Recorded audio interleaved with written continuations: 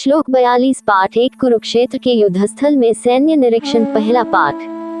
संकरो नरकायव कुलग्नाना कुलस्य च पतंति पितरो हेषा लुप्त पिंडद क्रिया। वर्ण संकर कुलघातियों को और कुल को नरक में ले जाने के लिए ही होता है।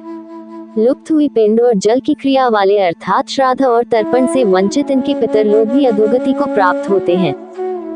42 व्याख्या। इस श्लोक में अर्जुन अपनी चिंता और शोक को प्रकट कर रहे हैं कि युद्ध में भाग लेने से कुल की मान्यता और धर्म नष्ट हो जाएंगे।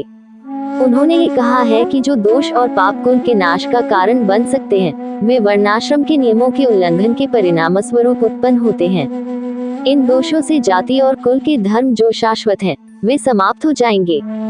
अर्जुन इस श्लोक के माध्यम से यह समझाते हैं कि यदि कुल धर्म और जाति धर्म की रक्षा नहीं की जाती है, तो उन पापों के कारण जो कुल की स्थिति को खतरे में डाल सकते हैं, धर्म और कुल की पहचान का नाश हो जाएगा।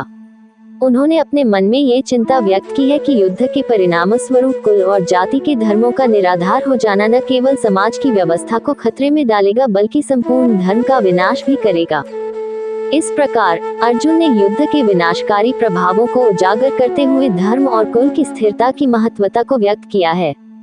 श्लोक 43 पाठ 1 कुरुक्षेत्र के युद्धस्थल में सैन्य निरीक्षण पहला पाठ।